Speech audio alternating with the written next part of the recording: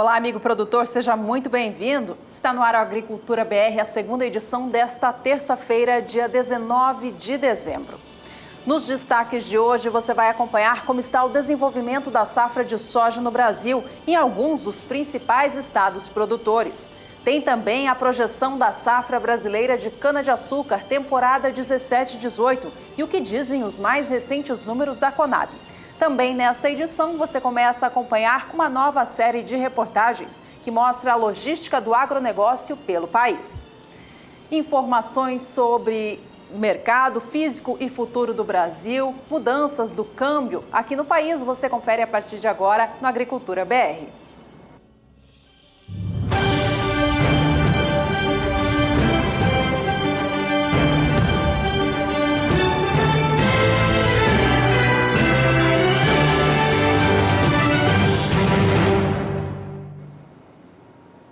O maior estado produtor de soja do Brasil, Mato Grosso, concluiu na semana passada o plantio da safra da oleaginosa temporada 2017-2018.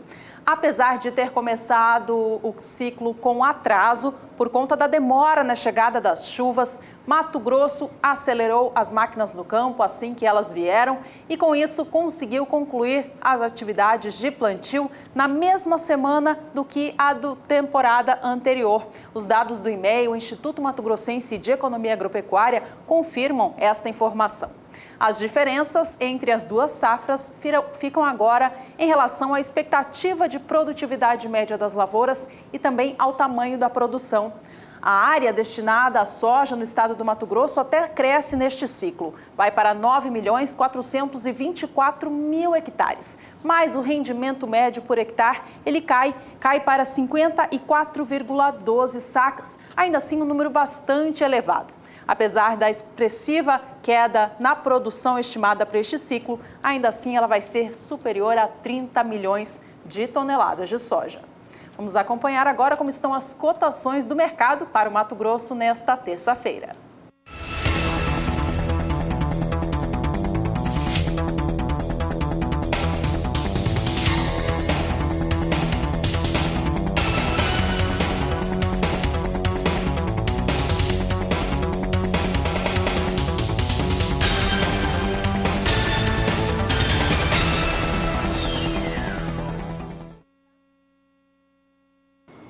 O estado do Paraná já havia encerrado o plantio da safra de soja no início deste mês de dezembro, mas a condição das lavouras agora começa a piorar.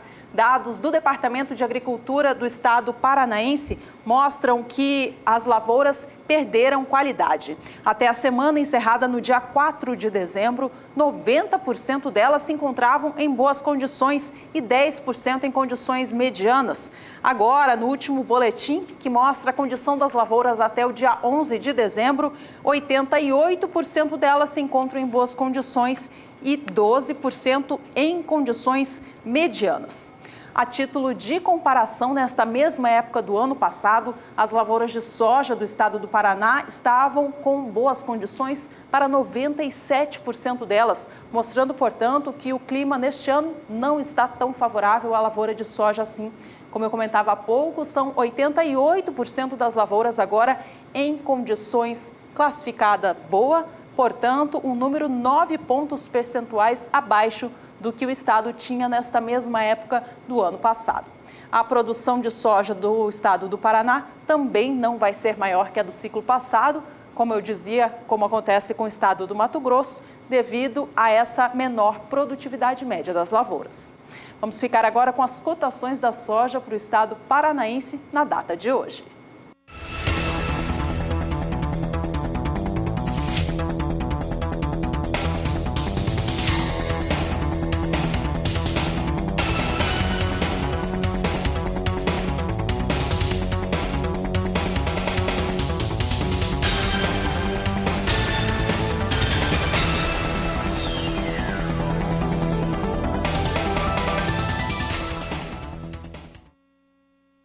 No Rio Grande do Sul, onde o plantio da safra de soja está quase chegando ao fim, a condição das lavouras também não é satisfatória. O último relatório de acompanhamento de safras divulgado pela Emater Gaúcha mostra que o desenvolvimento das plantações no campo está muito lento. Isto tem causado uma maturação desuniforme dessas áreas que foram recém-implantadas com soja e um estande de plantas menor, ou seja, menor população de plantas por algum metro quadrado. De acordo com a Emater Gaúcha, os sojicultores do estado do Rio Grande do Sul estão bastante preocupados, uma vez que o clima nesta fase da safra, ele também é determinante para trazer um resultado positivo ao fim da temporada. E a gente fala agora a respeito de uma nova projeção de safra, divulgado desta vez pela consultoria Safras e Mercado.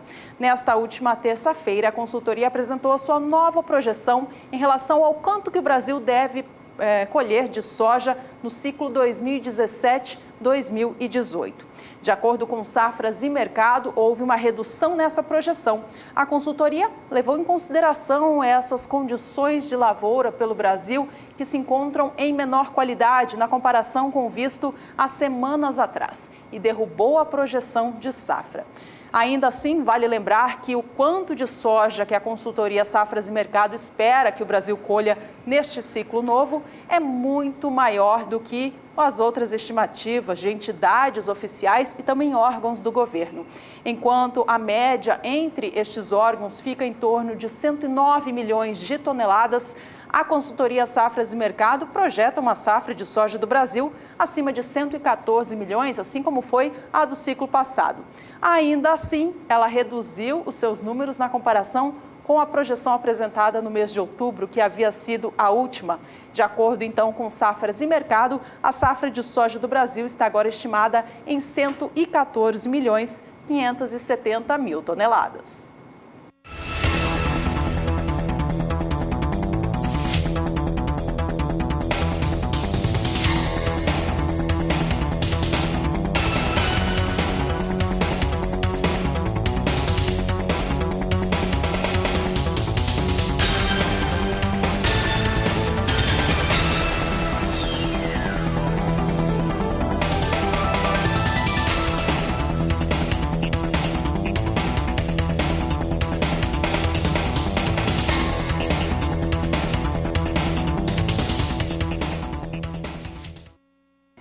E depois de acompanhar um pouquinho como está se desenhando a safra de soja do Brasil, a gente volta as atenções agora para o mercado do grão na Bolsa de Chicago. A Bolsa é referência internacional para essa commodity. Nos últimos dias, temos visto a soja voltar a operar em um patamar mais baixo por lá. Isso porque as previsões do tempo dão conta de que deve voltar a chuva sobre as áreas que estavam secas na Argentina, fato que até então estava causando elevação na cotação internacional do grão. Com o retorno dessas chuvas, o mercado da soja volta a um patamar bem mais baixo, agora operando próximo aos valores mais baixos do fim do mês de outubro. De olho nas cotações deste momento, então, soja vem operando com leve movimento de alta, mas veja que as cotações vêm muito mais baixas do que os 10 dólares por bushel, o patamar que a gente viu até poucos dias atrás. A posição de janeiro negocia o bushel do grão a 9 dólares 62 centos mais 40. A posição de março, 9 dólares 73 centos mais 2 por bushel. Soja negociada em Chicago para maio é vendida agora a 9 dólares 84 centos e até a posição de julho de 2018, que ontem segurava o suporte dos 10 dólares por bushel, hoje vem abaixo disso, a 9 dólares 94 centos mais 4. Vamos acompanhar agora o dólar aqui no Brasil, este que também tem tido muita oscilação nos últimos dias. A reforma da Previdência e a possibilidade dela ser votada neste ano de 2017, que vai ficando cada vez menor com o passar dos dias, é o que tem causado principalmente essa oscilação nos valores.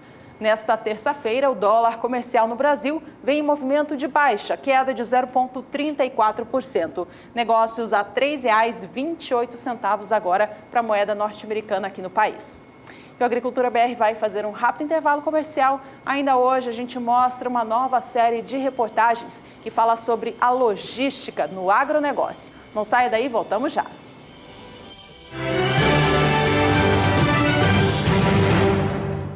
O Ministério da Fazenda fez uma revisão na expectativa do PIB do Brasil em 2017. O novo número aponta para um PIB 0,6% maior. Veja mais informações com Carla Lauton. O Ministério da Fazenda anunciou na última quinta-feira a revisão da expectativa para o PIB, Produto Interno Bruto, de um crescimento de 2% para 3% em 2018. Para 2017, o governo estima crescimento de 0,5% para 1,1%, ou seja, um aumento de 0,6 ponto percentual. A cada aumento de 0,5 ponto percentual representa um aumento de 1,1 ponto percentual no consumo de carnes.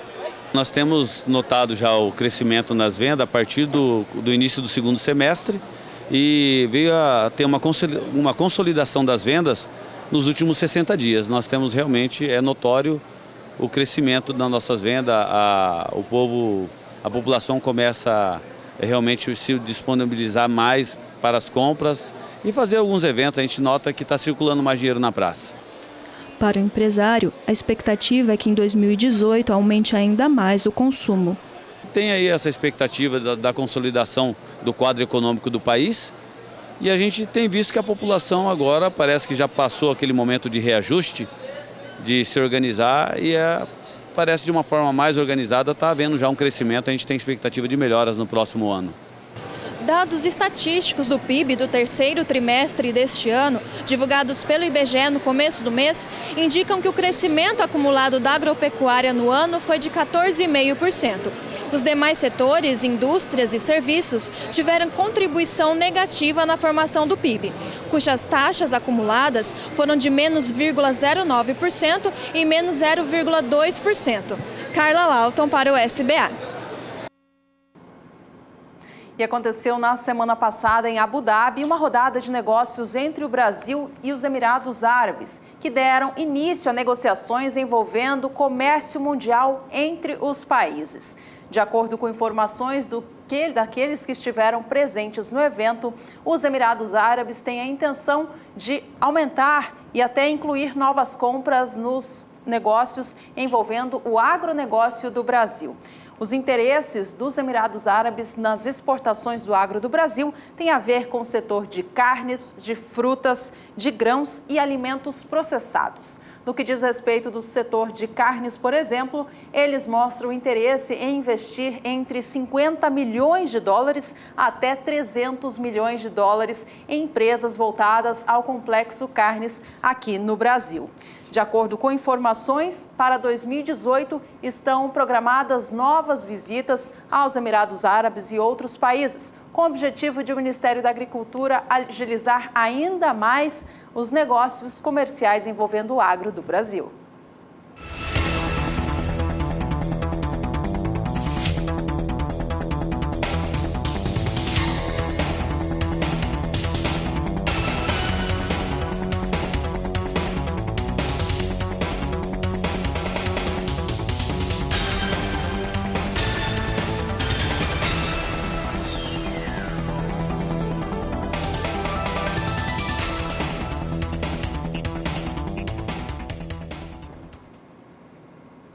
A tecnologia está cada vez mais inserida no campo. Aqui no Brasil, ela é muito utilizada já na agricultura de precisão. Na pecuária, ela também começa a chegar. Durante um workshop que foi realizado no estado do Mato Grosso, o repórter Valdir Pacheco pôde conferir de perto um aplicativo para smartphone que une informações do gado no campo com a fazenda. Acompanhe na reportagem. Hoje existem métodos que, além de propiciar aumento da produção por área, seja ela carne ou leite, acarreta em melhorias na eficiência dos gastos e decisões mais assertivas a serem tomadas, o que faz da propriedade cada vez mais lucrativa e rentável.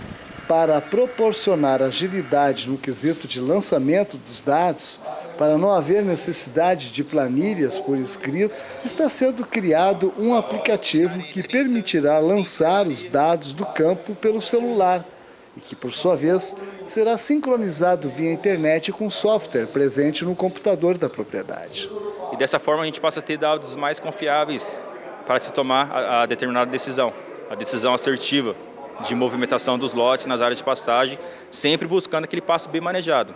O método gerente de pasto, o sistema gerente de pasto, ele permite você coletar informações basicamente através das movimentações dos lotes, e através dessa informação a gente consegue tomar uma decisão, ou seja, uma decisão que a gente consiga distribuir os lotes nas áreas de pastagem sem buscando o pasto bem manejado, certo? Além dessa movimentação, tá, de fazer a recomendação de lotação nas áreas de pastagem da fazenda, sempre buscando pasto bem manejado, a gente tem a parte de suplementação, que também é muito importante você mensurar a suplementação diariamente, o que cada lote da fazenda está consumindo de forma adequada, conforme a gente espera que esteja consumindo, certo? Se a gente não mensurar, a gente não sabe, ok?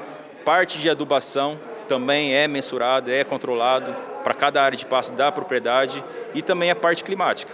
Para a parte de adubação, para cada área de pasto, ele é montado um histórico, conforme ocorre a adubação, é registrado pelo aplicativo e automaticamente registrado no sistema. Para o correto manejo da pastagem, o pecuarista deve escolher acertadamente que capim plantar. E para isso, alguns fatores devem ser considerados. Principalmente assim, saber qual região você está, que tipo de solo você tem, é um solo encharcado, como que é a drenagem, qual é a fertilidade, quais são as invasoras e pragas dessa região. Esse é um ponto.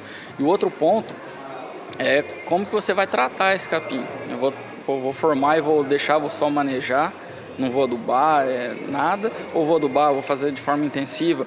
Que tipo de lote, de categoria que eu vou trabalhar ali em cima, né? Qual que é o tamanho da minha área. Eu estou num rotacionado, eu estou num pastejo contínuo, estou num pasto de 100 hectares, vou plantar mombaça, não vou conseguir colher de forma adequada. Então, considerar isso numa implantação, porque não tem capim melhor, capim pior. Tem o melhor para o teu propósito. De repente, uma umidícola, uma dictioneiro, muitas vezes ela é mais produtiva que uma mombaça. Se for no Pantanal, se for num solo alagado. Conhecer a propriedade e adotar um método de colheita de pasto sem cortes e sem mensurações de altura é a tônica que foi abordada por este zootecnista. São dois pontos. Além de ser um pouco falha, você vai medir um capim. Pô, se ele estiver na altura ideal, fala, legal, vou manter o lote. Mas se ele subiu, tá, eu preciso aumentar o meu lote, mas eu aumento para quanto? Qual lote que eu vou pôr maior aqui, né? Então ela não traz essa informação. E além de ser o outro fator da altura, outro problema é que ela não é fácil de se tomar. Ela é muito complicada. A pastagem é um ambiente heterogêneo. Você tem que pegar a média de altura de uma pastagem, você tem que andar muito. Como é que vai fazer isso em fazenda grande? Não adianta. Valdir Pacheco para o SBA. A venda de máquinas agrícolas através de leilões online cresceu 46% neste ano de 2017. Os dados são da Superbid, uma plataforma de leilões online que atua na América Latina.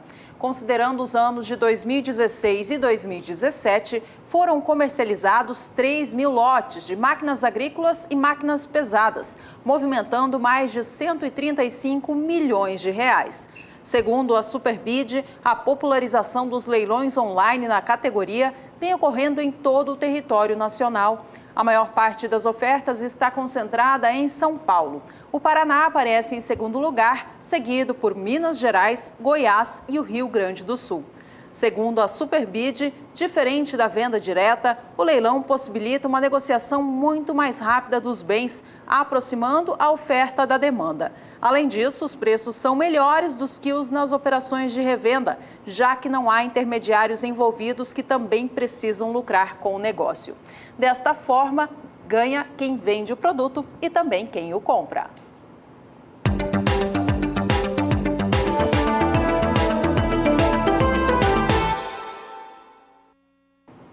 As exportações de milho seguem aquecidas pelo Brasil.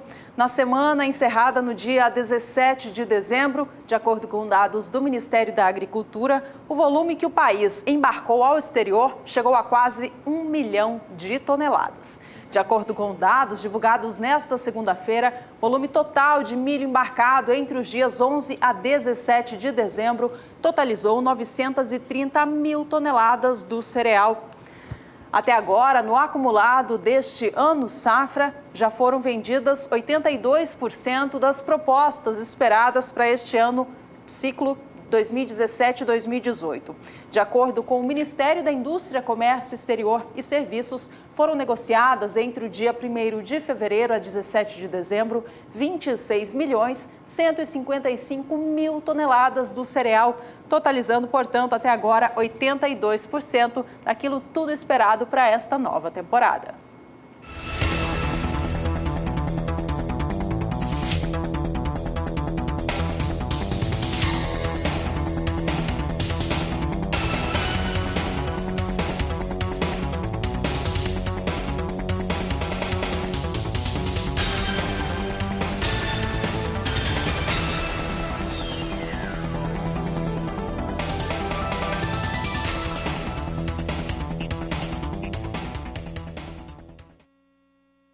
Chegou a hora de acompanhar a previsão do tempo para o Brasil. Por aqui, o destaque da vez é a região norte do Brasil. Vamos saber com a Juliana Rezende, da Somar Meteorologia, como se encontra atualmente a umidade do solo nesta área produtora do Brasil, que cresce a cada ano em área destinada aos grãos. Ela traz os destaques no quadro Agroclima.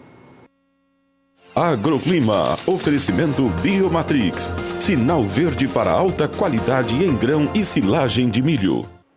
Com instabilidades tropicais bastante abrangentes na metade norte do Brasil, os pastos vêm conseguindo manter bom ritmo de crescimento e bom potencial produtivo. Agora, os índices de umidade do solo seguem bastante elevados, especialmente nessas áreas em rosa. E nos próximos dias ainda tem previsão de chuva nessas regiões. Tem previsão de pancadas mais fortes agora, principalmente no extremo oeste da região nortista. O Amazonas, Acre e Rondônia, que devem receber volumes de chuva em torno de 50 até 70 milímetros. Nas demais áreas da metade norte do país, grande parte do Pará, Tocantins e também a região nordeste, a chuva ainda ocorre, só que com menor volume. Já durante essa segunda semana, a chuva perde intensidade aqui nesse extremo oeste da região norte, se espalha cada vez mais, consegue alcançar até algumas áreas aqui do Maranhão, Piauí também, só que o volume de chuva ainda não vai ser tão elevado.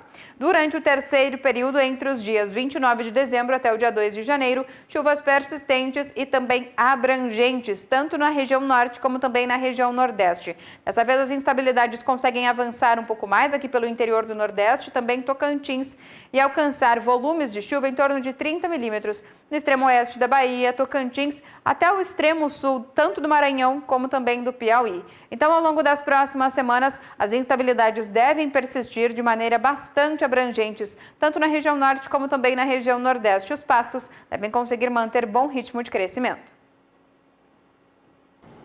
Hoje em dia, um dos principais problemas da agricultura do Brasil é a falta de infraestrutura logística. Dentro das porteiras, tudo caminha muito bem, o produtor investe a cada ano e conquista bons resultados, safra após safra. A produtividade aumenta e, do lado de fora da porteira, o crescimento não segue o mesmo do que aquele feito pelo agricultor. A falta de logística, em especial no transporte dos grãos do Brasil, onera muito o agricultor e demora muito para concluir todo este processo. De hoje até o fim desta semana, o Agricultura BR exibe uma nova série de reportagens mostrando este importante gargalo do agronegócio do país. Você acompanha o primeiro episódio desta série agora na reportagem de Annelise Nicolodi. Nos últimos anos, os agricultores brasileiros foram capazes de aumentar a produtividade das lavouras nas principais regiões produtoras. Mas esse crescimento também evidencia um grande problema enfrentado da porteira para fora. Os grãos que saem do campo percorrem um caminho de pedras para chegar até os principais portos exportadores. Hoje nós temos um custo de logística muito alto. Isso, inclusive, vamos analisar começando antes do plantio. Vamos analisar nível de porto. Chega os navios no porto de Rio Grande, não consegue descarregar devido ao calado nosso hoje está muito baixo. Tem recurso para isso aí, não está ocorrendo uma liberação por parte do IBAMA. Isso aí quem começa sendo onerado? O produtor. Os navios ficam parados, essa matéria-prima encarece para nós até chegar na nossa propriedade. Também nós temos outro problema, as estradas tão ruins, tão precárias, quebra pneu, manutenção de caminhões, isso tudo é repassado para o porto, né? Isso até chegar então na nossa lavoura tem um custo elevado, que seria antes da formação da lavoura. A matriz de transporte brasileira é predominantemente rodoviária. Isso não é novidade, mas o custo logístico de deslocar a produção por centenas de quilômetros de estradas, muitas vezes em péssimas condições, é quase inviável.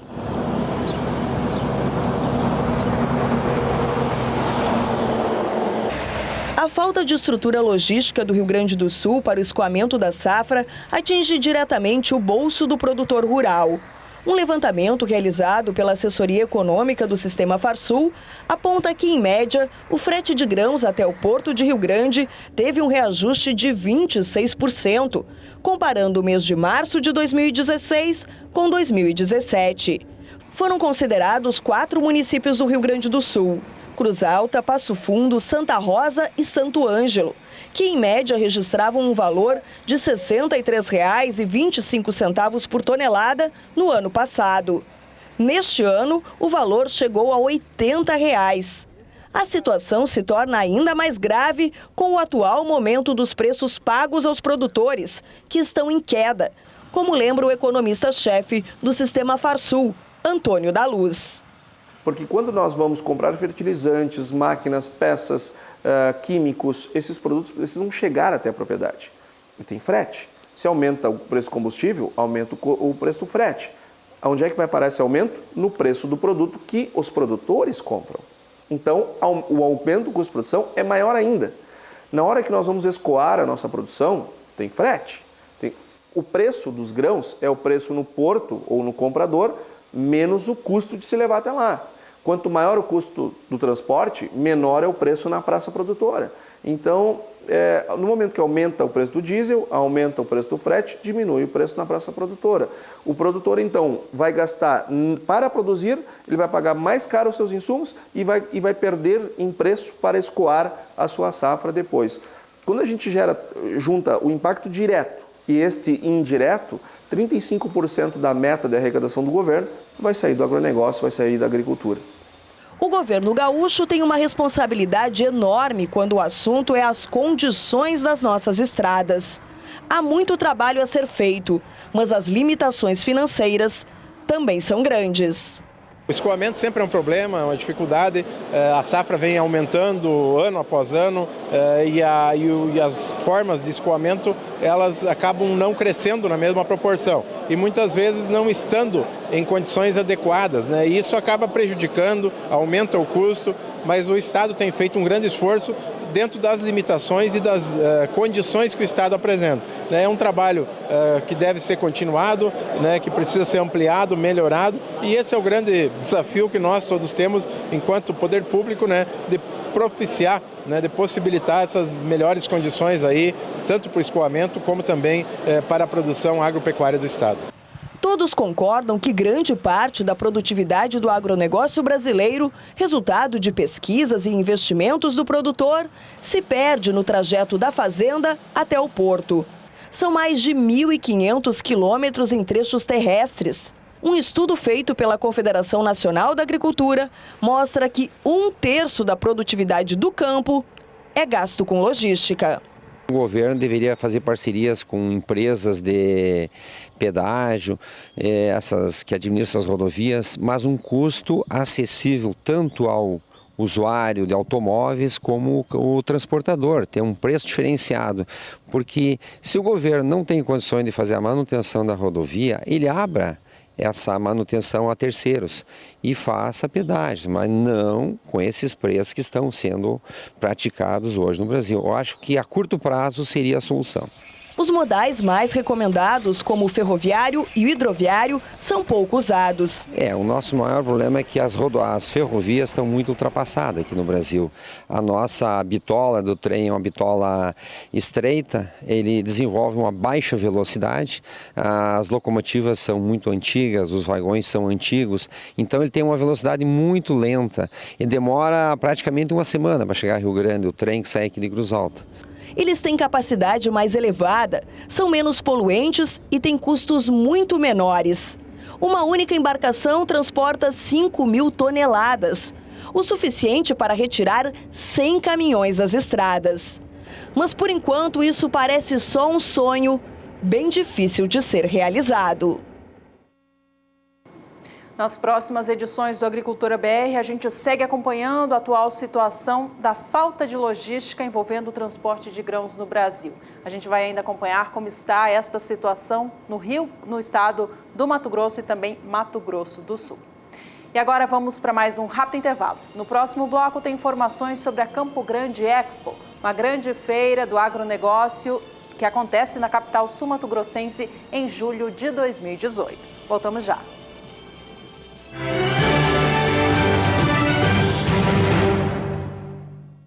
Entre os dias 16 a 20 de julho do ano de 2018, acontece na capital sul-mato-grossense a primeira edição da Campo Grande Expo, uma grande feira que coloca Mato Grosso do Sul no cenário do calendário rural do país. Este é o tema da nossa entrevista de hoje.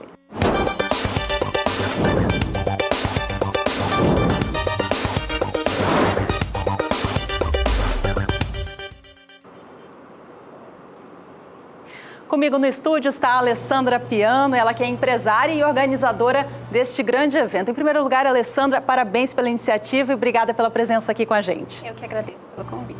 Bom, um grande evento vem aí, então, julho de 2018. O que Mato Grosso do Sul pode esperar? Mato Grosso do Sul pode esperar principalmente inovação e tecnologia, né? Aliás, ambas estão ligadas. A nossa grande missão é trazer soluções ao homem do campo.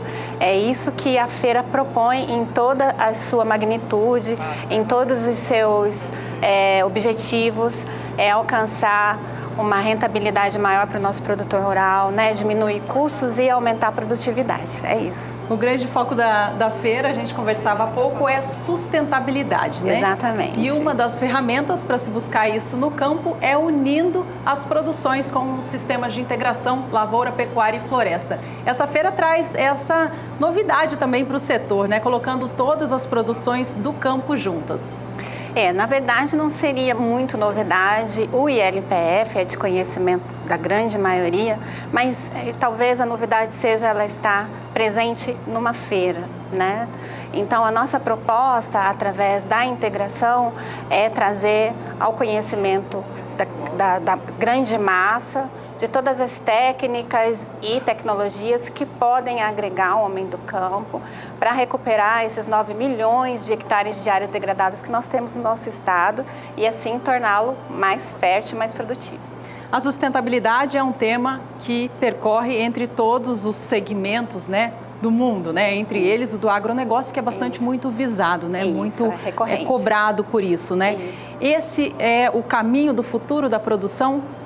Eu acredito no potencial do nosso estado, eu acredito no potencial do nosso país e essa é uma pequena contribuição, né, que a feira propõe para que nós possamos avançar em produtividade, avançar em representatividade a nível mundial, né, e eu não vejo de fato outro caminho a não ser esse.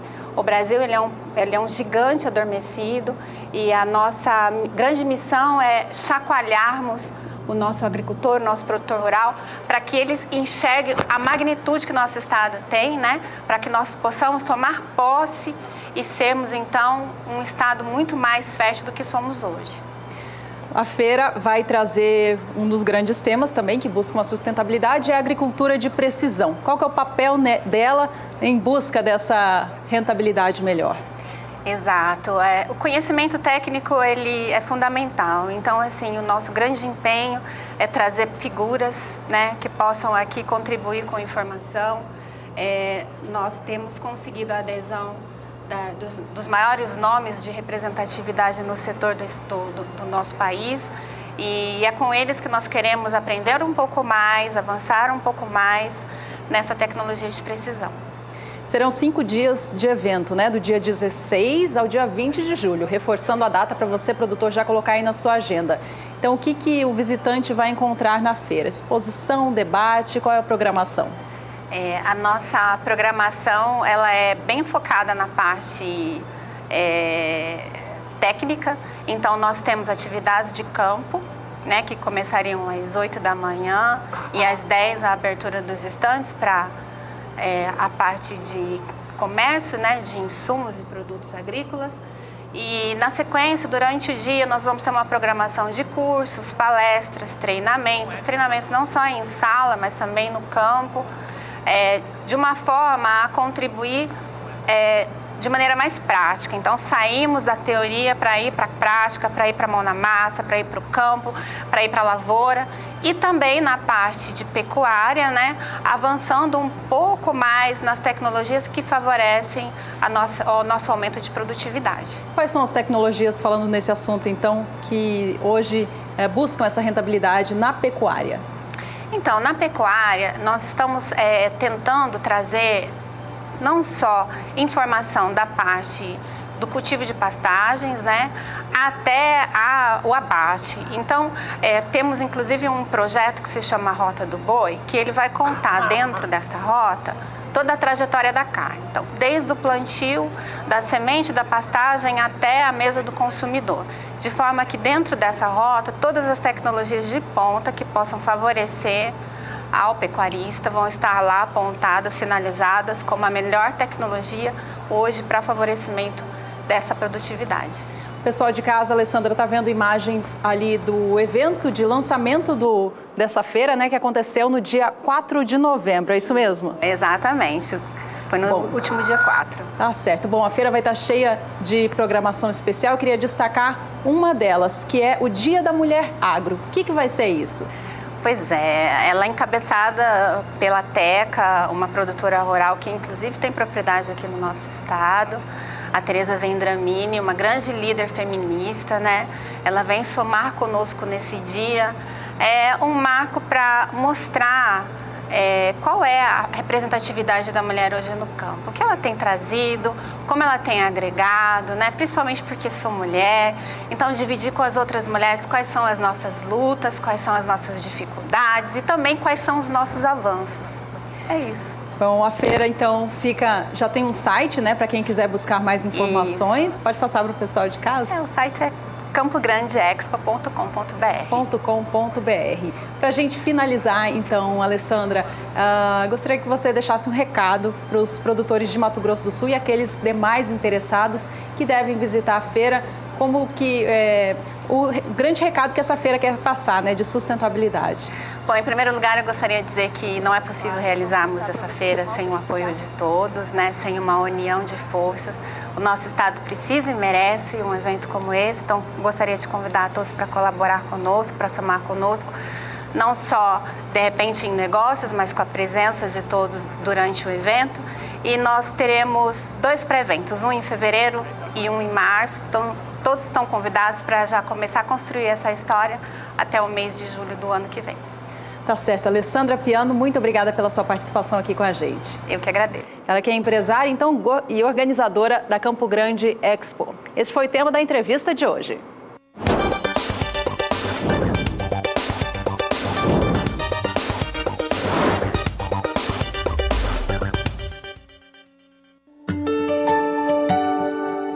Por aqui, ao acordar, os olhos são voltados para a terra. E quando não são eles, todos os pensamentos são para ela. É chuva, suor, soja, milho, feijão, arroz, café, máquinas no campo. Às vezes é a leveza ou a força da chuva, em outras a dureza da falta dela. Há outros momentos ainda. Parece que a sociedade esquece quem a sustenta e alguns nos criticam. Particularmente é quando trabalho mais. Tem também aquelas vezes que tudo dá certo no campo, mas o preço cai. Normalmente é neste o momento quando mais fico ligado no canal do boi. Há outras situações que parece tudo ter desabado, mas a minha alternativa é olhar para frente e acreditar.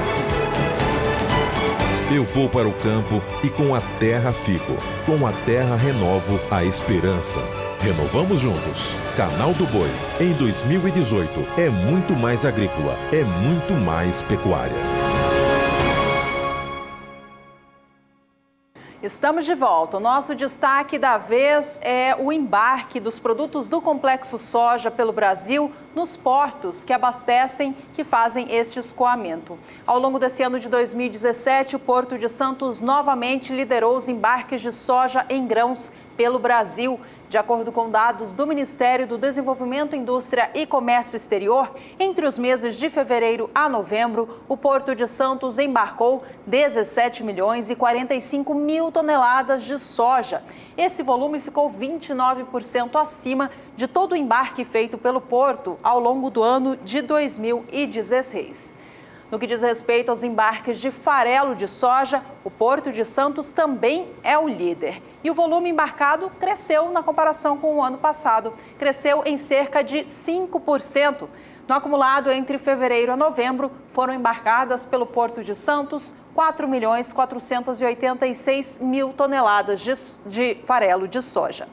Quando o assunto é óleo de soja, aí a gente muda de porto, vai até o Porto de Paranaguá. Este é o que lidera as exportações deste produto aqui no Brasil. De acordo com dados do Ministério, o Porto Paranaense embarcou ao longo do ano de 2017, considerando janeiro a novembro, 881 mil toneladas do produto, um volume que ficou 25% acima do total embarcado em 2016. E a gente segue falando de soja por aqui no Agricultura BR. Vamos dar mais uma olhada no mercado internacional do grão. A soja negociada na Bolsa de Chicago, que interfere diretamente nas cotações em todos os países produtores. De olho, então, nos negócios desta terça-feira. Neste momento, a soja vem operando com pouca oscilação na Bolsa norte-americana, leve alta para as posições de mais curto prazo. A de janeiro vem agora a $9,62 por bushel, com alta de 0,05%. Soja negociada para entrega em março sobe levemente 0,02% hoje e vem agora $9,72 mais 75 por bushel. Negócios para maio, $9,83 mais 75, leve alta de 0,05%, e a posição de julho também muda muito pouco, alta de 0,07% agora, negócios em tempo real. Para julho, vindo agora $9,94 mais 50 por bushel. É hora de conferir como estão as cotações da soja no Brasil no mercado físico.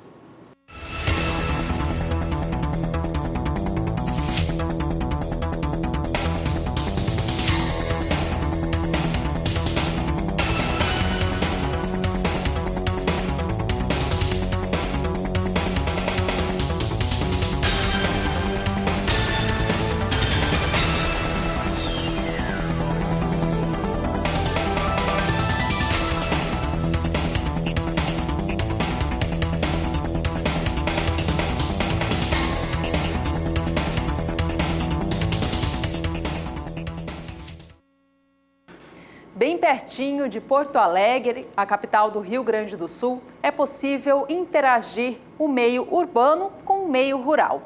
Na série Turismo Rural que o Agricultura BR está exibindo nesta semana, você vai conferir um passeio turístico envolvendo o campo, que a repórter Annelise Nicolodi foi conferir no estado gaúcho.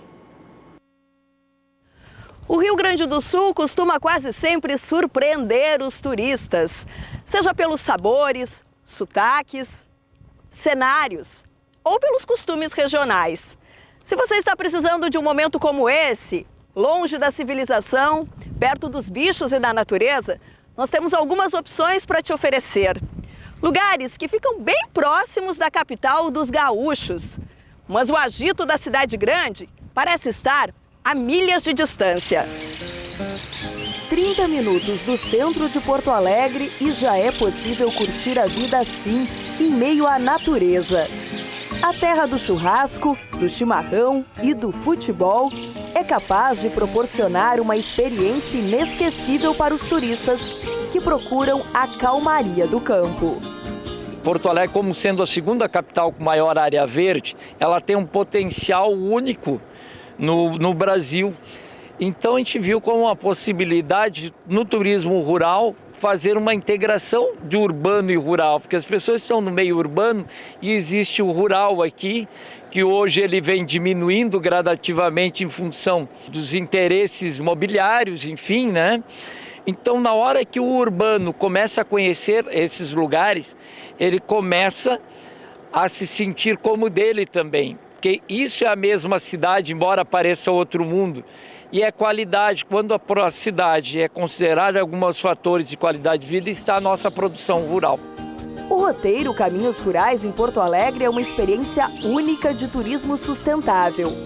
A região das estâncias, no século XIX, hoje é ocupada por pequenas propriedades de agricultura familiar e agroecológica, que preservam a paisagem natural, o modo de vida tipicamente rural e bem gaúcho.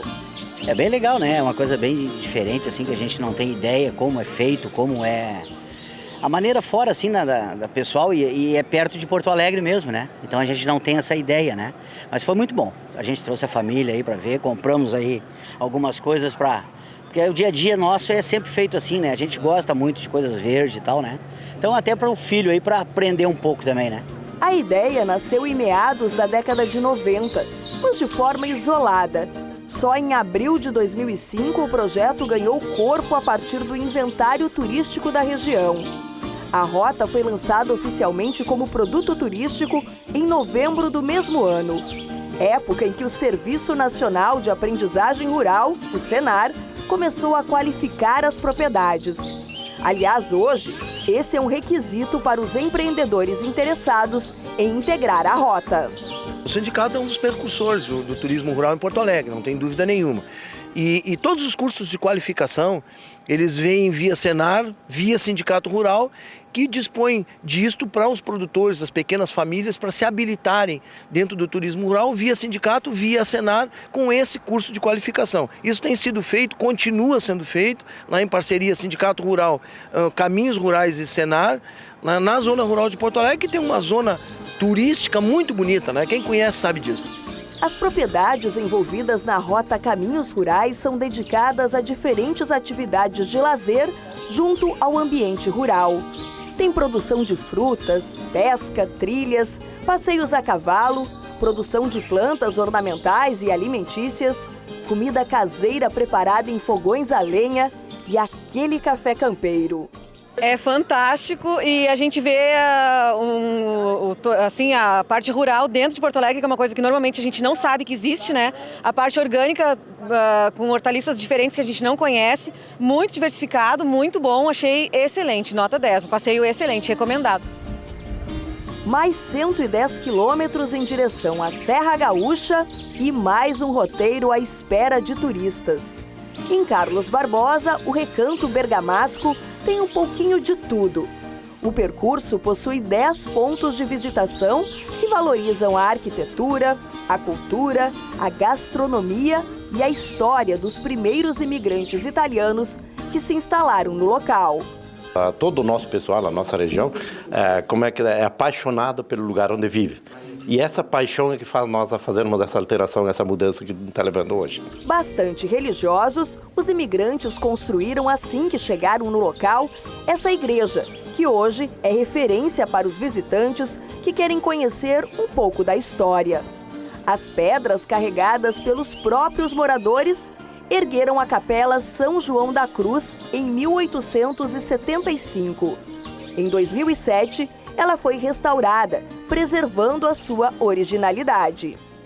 Essas pedras, elas foram trazidas, né, elas foram quebradas todas bem próximo daqui, elas foram trazidas com um instrumento chamado de liça, né, que é um instrumento baixo, né, chamado em Bérgamo, né?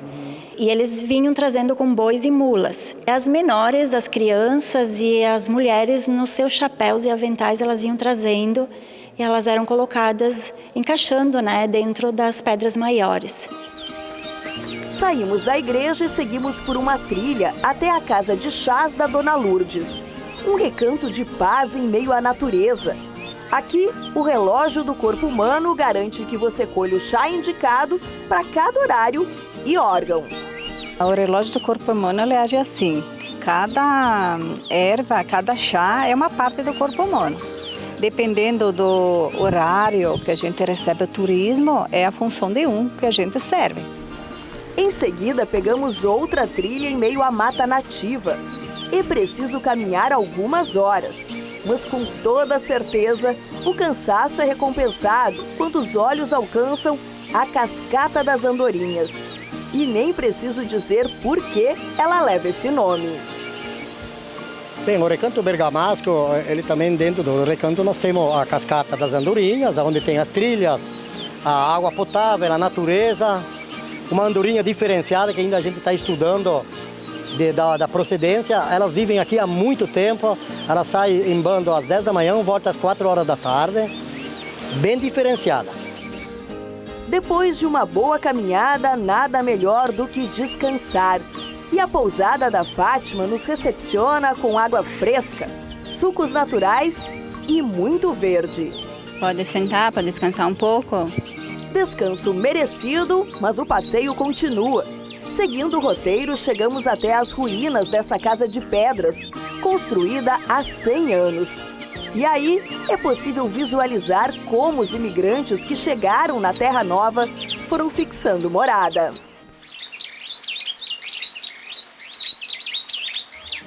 Como bons italianos, não podia faltar mesa farta. Alimentos produzidos com muito carinho e cheios de história. A polenta é cortada com um fio de linha, como faziam os antepassados. Na sobremesa, o famoso cigulete, um doce típico da região de Bérgamo. Usávamos o fio, né? Então a gente quer mostrar como a gente fazia antigamente. E que tal aprender a fazer o seu próprio capelete?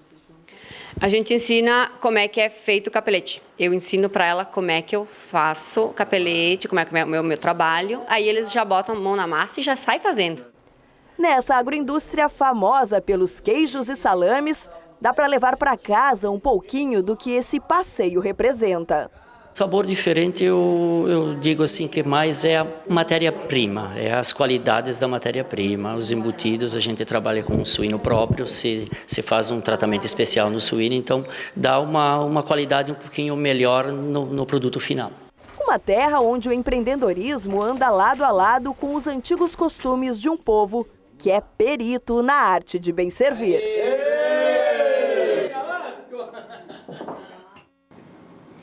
O Ministério da Agricultura e a Agência Nacional de Aviação Civil querem desburocratizar as questões envolvendo o uso do avião na agricultura. Isso por meio da atualização de leis que regulamentam a atividade. O objetivo é garantir mais agilidade ao processo do uso do avião no meio rural. As aeronaves são utilizadas na agricultura para o plantio de grandes áreas, em reflorestamento, na aplicação de fertilizantes e no auxílio do combate a incêndios. A lei que regulamenta o segmento é de 1969 e, segundo o Sindicato Nacional das Empresas de Aviação Agrícola, é restritivo e precisa ser atualizado. A iniciativa de rever estas leis se enquadra no programa AgroMais, lançado pelo Ministério da Agricultura no ano passado, que visa modernizar os processos do agro. A ideia é de que as primeiras soluções envolvendo o uso do avião na agricultura sejam já apresentadas no início de 2018.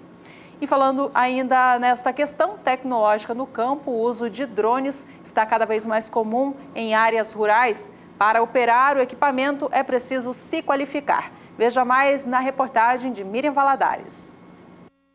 A aplicação comercial do drone, a validação dos produtos cartográficos e as novidades do equipamento no agronegócio são os assuntos abordados durante as palestras ministradas na sede da FamaSul, em Campo Grande. A utilização dos drones vem crescendo exponencialmente, né? É um mercado que, em um momento político e econômico tão desfavorável, ele vem gerando empregos, novas possibilidades de emprego são criadas com a utilização desse equipamento focado no agronegócio como um todo. Os drones eles podem ser utilizados em vários mercados, entretanto o agronegócio é o principal deles. A utilização de drone permite com que o produtor tenha uma visão diferenciada, né? Quem vê de cima vê melhor, e com a utilização de outros sensores, como câmeras multispectrais, ele consegue identificar índices que o olho humano não vê. Então, além disso, ele automatiza o processo e gera uma economia significativa no ciclo produtivo, fazendo com que ele gere economia de 1 a 10% no sistema produtivo como um todo. Na região centro-oeste, há uma deficiência de profissionais aptos a operar os equipamentos.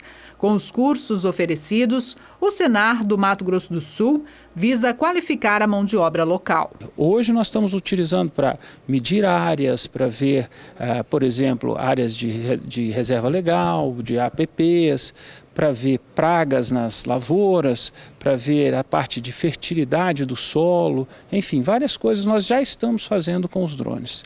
Mais para frente a gente tem a possibilidade de ter, por exemplo, pulverizações, os drones fazendo pulverizações localizadas, né?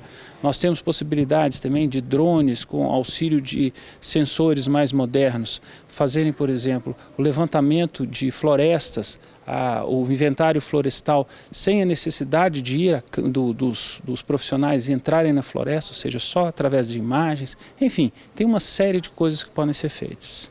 Os equipamentos variam de 5 mil a 5 milhões de reais. No estado, o treinamento é ministrado pelo engenheiro florestal. O que comercialmente é utilizado varia entre 10 e 30 mil, que são equipamentos mais robustos que carregam sensores de alto valor agregado, né, para que a gente consiga ter essas informações.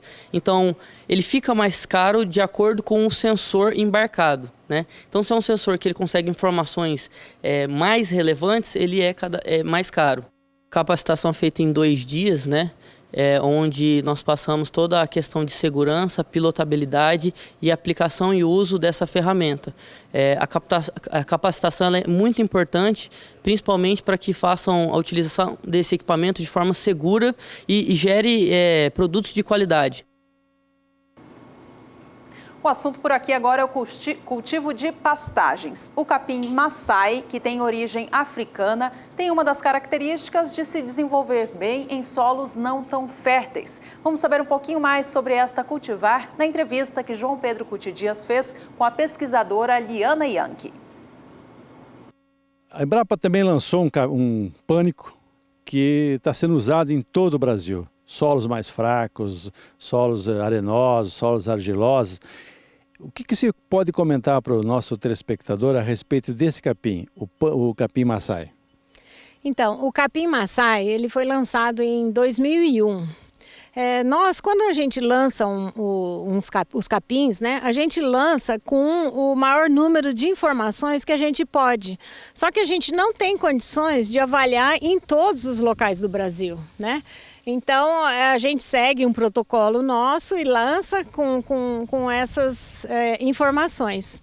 No caso do capim Maasai, que está disponível no mercado desde 2001, está acontecendo uma coisa interessante, que ele está se mostrando ser adaptado a regiões marginais. Então, regiões onde a gente nunca imaginou que pânico poderia dar bem, que são as regiões onde os solos não são tão férteis, né? Porque a gente sabe que pânico máximo é um capim para solos de média e alta fertilidade.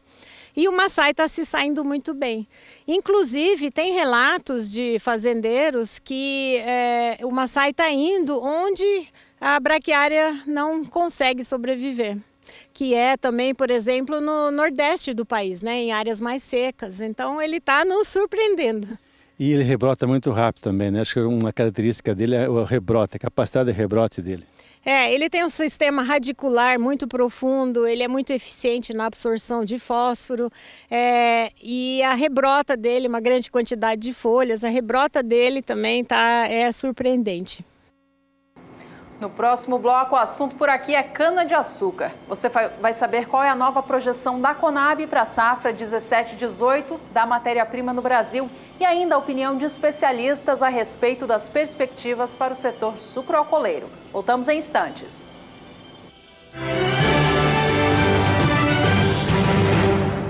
A Conab divulgou nesta terça-feira a sua terceira estimativa em relação à safra de cana-de-açúcar do Brasil, temporada 2017-2018.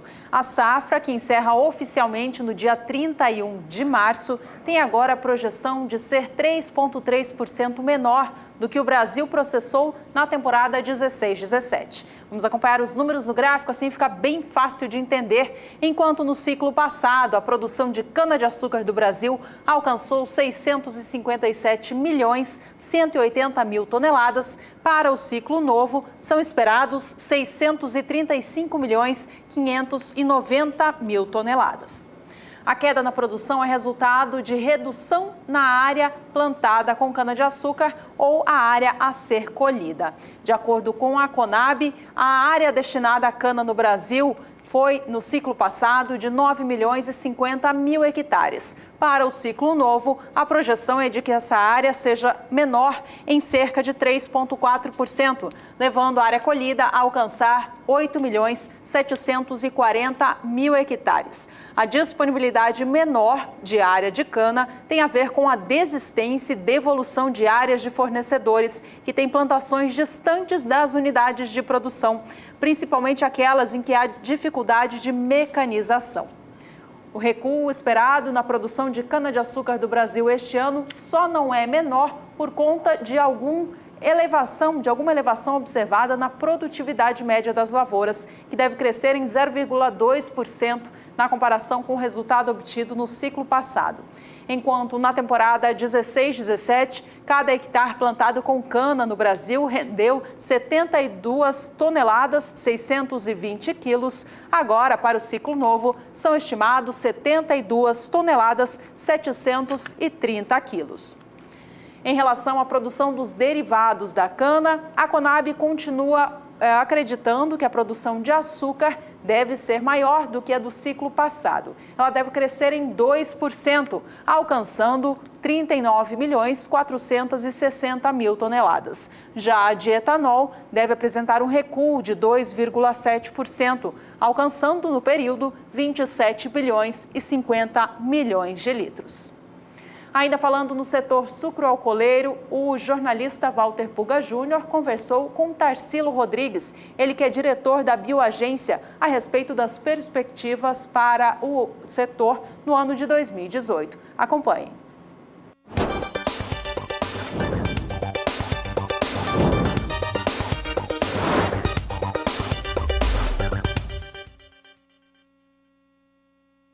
Tarsilo, obrigado por ter vindo. Vamos fazer um balanço da situação do setor sucroalcooleiro agora, neste final de 2017, começo de 2018. E uma notícia boa, neste final de ano, veio publicada pelo jornal Valor Econômico, refletindo aí relatórios de dois grandes bancos, o Rabobank e o Itaú BBA.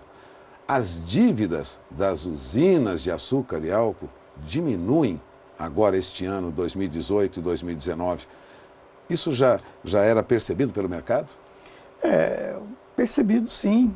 Acho que a magnitude disso é que não deve ser tão grande, mas é um sinal. O mercado é importante, esse sinal de redução de dívida. É um processo que vem se arrastando por tempo. 2017 foi um ano bastante complexo. Ele teve preços bons de açúcar porque nós herdamos preços do ano anterior. Então, as usinas que fizeram o seu hedge bem feito tiveram um bom resultado, né? Embora os preços hoje estejam ruins. A queda da taxa de juros também contribui de forma significativa para esse processo. Então, estamos no caminho certo. Eu acho que a redução da dívida é algo extremamente necessário para que a gente possa gerar caixa naquilo que realmente precisa. Ninguém quer pagar juros, a gente quer investir, plantar, renovar, trocar frota, ampliar, então esse que é o ponto. Os juros ficam comendo, né, os resultados e fica empacando o setor, mas é gradativo e eu acho que estamos no caminho certo. A redução dessa dívida está estimada em alguns casos em até 17%, considerando a inflação, em outros casos uma redução menor de 5%. Bom, muitas empresas, usinas de açúcar e álcool, vão oferir agora, né, os benefícios dessa redução da dívida, mas não é generalizado, né? Muita empresa ainda está em dificuldade, não? Isso é um ponto bastante importante, Puga. E de onde vem essa discrepância? Chama-se produtividade, quer dizer, lá no campo você tem hoje uma produtividade média ao redor de 77 toneladas por hectare e você tem empresas com 60, 55, gente com 80, 90 e em alguns casos até 100 toneladas por hectare. Então, é muito diferente o resultado para cada uma dessas empresas. Isso varia de região para região ou é uma questão de gestão, de administração? Os dois, né? Vamos dizer, ambiente de produção é fundamental. Nem todos têm condição de produzir a mesma coisa. Solo e clima são diferentes, mas a discrepância entre eles ela não é tão grande, né? Porque se você plantou cana é porque, no mínimo, a região é boa. A região tinha as condições. Tem umas que são excepcionais, outras tantas. Mas gestão é o grande diferencial. Porque se você está numa região que o potencial é 80 toneladas por hectare, você tem que ter 80 toneladas por hectare. Você não pode ter 65. E a gestão é fundamental numa usina de açúcar etanol? A gestão é fundamental. É intenso em capital. O custo é algo assim bastante complexo, é de uma complexidade enorme, então exige uma competência, exige uma atenção, exige novas práticas, exige tecnologia, porque hoje você tem aí uma tecnologia bastante avançada que você pode te ajudar, não é? São drones, o replantio, ou seja, aquela agricultura de precisão que traz resultados, né? Agora, o agricultor ou quem arrenda a terra para a usina deve ficar de olho se a empresa para a qual você está fornecendo ou para a empresa para a qual você está trabalhando, cedendo a sua terra, ela está num estágio mais avançado. É importante que o agricultor acompanhe isso, não, Tarsilo? O agricultor tem que ele tem que sair do mundo só produção. Produção é importante, ele tem que focar nisso. Mas ele tem que começar a ver outros fatores, né? Para onde vai o meu produto, para quem que vai e como que isso está chegando até o mercado. Porque é uma cadeia, né? O próprio sistema de pagamento de cana, ele envolve a cadeia toda. É uma particularidade, o Consecana é um programa bastante eficiente.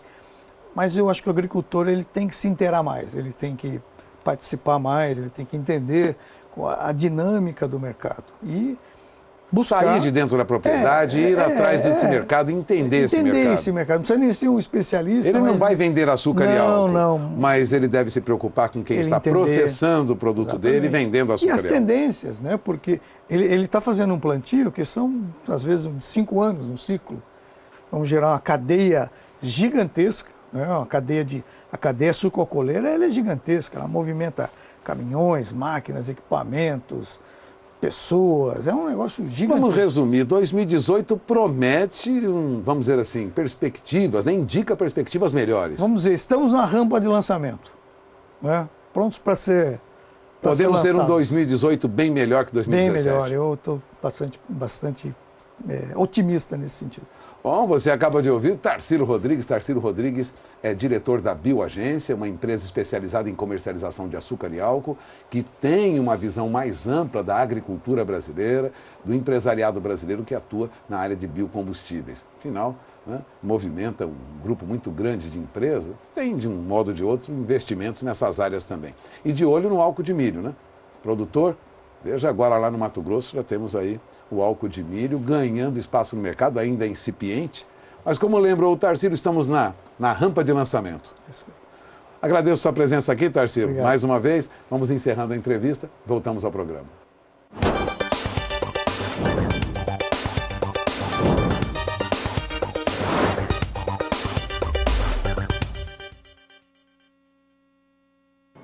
Campo Grande, a capital de Mato Grosso do Sul, recebeu a visita de uma comitiva chilena que veio até o Brasil para promover negócios bilaterais. O objetivo é aumentar as exportações entre os dois países. A nossa equipe de reportagens acompanhou parte dessas visitas e constatou que as negociações já estão acontecendo.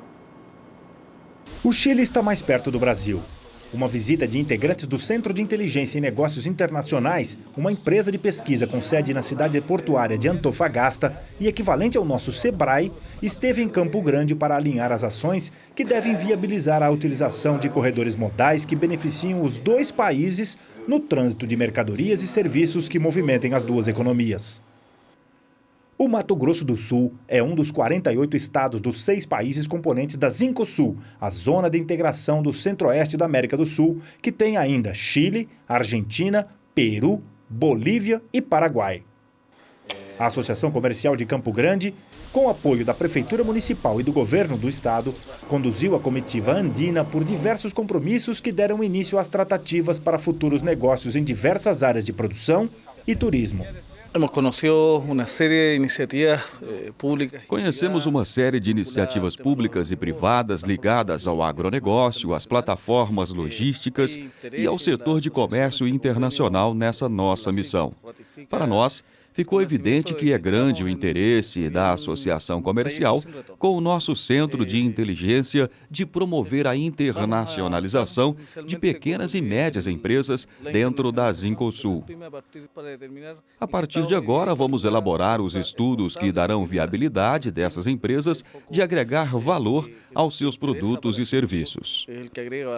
Nós temos muitas oportunidades de fazer operações em ambos os sentidos, tanto no caso das exportações quanto na questão de importação também. É fantástico para a gente, agrega bastante na nossa matriz de operação, para o nosso município que é muito centrado no comércio e serviço. Isso apresenta também uma possibilidade grande de diversificação, potencializando tanto o agronegócio como as indústrias também. Acho que nós temos que começar a olhar para os nossos vizinhos sul-americanos. A gente só dá importância para a Europa, para os Estados Unidos, mas um grande mercado está aqui muito próximo da gente e com grande interesse no Brasil, porque eles sabem o nosso tamanho. Nós temos um poder de consumo muito maior que eles, às vezes não têm, e eles querem atingir o nosso mercado. Só que nós temos os produtos que eles precisam, então a gente tem que fazer essa troca e todo mundo vai ganhar com isso. Nós estamos trabalhando basicamente com uma troca de mix, nós não queremos só levar ou só trazer, a gente quer fazer um cruzamento disso tudo e que todos ganhem. Todas as empresas que estão nesses países de pequeno, médio e grande porte consigam fazer negócios entre si. O primeiro passo para a execução de tantos planos de negócios já tem data marcada. Vai acontecer em julho de 2018, aqui no Terra Nova Eventos, durante a Campo Grande Expo, onde os chilenos terão um stand para mostrar um pedacinho do Chile aqui na capital sul-mato-grossense. A feira, lançada oficialmente em novembro, vai abrigar no centro de eventos estandes de diversas empresas multinacionais de todos os segmentos agropecuários, do Brasil e de outros países, que vão expor todo tipo de matéria-prima que aos chilenos também muito interessam. Isso vai trazer um novo viés econômico para a nossa região. Nós vamos tirar, eu acho que essa dificuldade que a gente tem de desenvolver os nossos negócios em crise, com essa questão de você trazer um novo mercado para dentro da nossa cidade, do nosso estado. Então isso vai ser extremamente importante. É uma troca e é dessa troca que nós precisamos, né? Dessa interação, dessa socialização, e eu acho que é interesse não só do pecuarista, do agricultor, mas também do governo, da prefeitura, né? Então é uma união de forças muito importante para o nosso estado. Então a ideia é de que venha não só o Chile, mas outros países que já estão em negociação também. Para a gente é fantástico essa oportunidade, a gente ter em Campo Grande um evento dessa magnitude, ainda mais trabalhando na Secretaria de Desenvolvimento, em que a gente tem que buscar todas as potencialidades para o nosso município. E uma feira desse porte, ela atrai não só a questão do agronegócio, mas também várias indústrias e várias operações comerciais que acaba agregando para a cidade. Temos que aproveitar as oportunidades que se apresentam. Temos de aproveitar as oportunidades que estão aí. É só olhar para o lado, não ficar parado como sempre foi, esperando na zona de conforto, o que é um tremendo erro, que não nos deixa ver evoluir. É como conversamos com a associação comercial. Nós estamos envolvidos em descobrir uma economia do invisível. São vários setores industriais com oportunidades que até então não nos davam essa abertura. Empresas, indústrias de diversos segmentos públicos e privados que agora precisam de precursores que ativem isso. O representante chileno contou que alguns negócios já estão engatilhados para o bem imediato de seu país em termos de economia e de sustentabilidade. Por exemplo, a produção de energia através de biomassa do Brasil para substituir as termoelétricas chilenas. Também a exportação via Paraguai de produtos têxteis para a fabricação de uniformes. Um terceiro segmento que impressionou e inspirou a comitiva foi o que todos viram na visita à sede do Canal do Boi e os demais componentes do SBA. O que vocês estão fazendo aí é extremamente especializado e que agrega um valor importantíssimo, que não existe igual no mundo. Vocês têm uma tecnologia inigualável. Um canal como o de vocês, desenvolvido dentro da iniciativa privada, tem um valor inestimável. Acho que é um diamante que gera muitas divisas sociais e econômicas. E, olha, tenho consciência até de que vocês fazem parte do desenvolvimento da América do Sul. Daniel de Paula, para o SBA. A edição do Agricultura BR está quase chegando ao fim. A gente dá mais uma conferida no mercado internacional da soja e o dólar aqui no Brasil, que influenciam o preço da saca do grão no nosso país. Vamos a Chicago, então, acompanhar a soja no cenário futuro, que nesta terça-feira vem em compasso de alta, mas os negócios sobem muito pouco. Ainda assim, a posição de janeiro vem com leve alta de 0,10%, negociando o bushel do grão a $9,62 mais 50. Soja negociada em Chicago para entrega em março opera agora em Chicago a $9,73 por bushel, leve alta de 0,05%. Posição de maio sobe 0,07% e negocia o bushel do grão a $9,84, enquanto a posição de julho sobe da mesma forma e negocia a soja $9,94 mais 25 por bushel. Só para a gente trazer um resumão da soja em Chicago aqui, nos últimos dias, semana passada, as cotações operaram acima dos $10 por bushel em virtude do tempo seco sobre área produtora da Argentina. Como o país é o terceiro maior produtor mundial de soja de maneira comercial, a expectativa sobre a safra do nosso país vizinho também mexe com o cenário internacional. De lá para cá, novas projeções de clima foram sendo apresentadas na mídia com a expectativa do retorno das chuvas sobre as áreas agrícolas do país. Essas chuvas chegaram no último fim de semana, voltando, portanto, a derrubar o mercado da soja em Chicago. Por fim, vamos acompanhar o dólar comercial no Brasil. Neste momento, a moeda vem com certa estabilidade em relação ao fechamento desta última segunda, apontando agora leve alta de 0,03%. Dólar comercial está no patamar de R$ 3,30 no Brasil. Com estas informações, encerramos aqui mais uma edição do Agricultura BR para você. Muito obrigada pela sua companhia. Nos vemos na próxima. Até lá!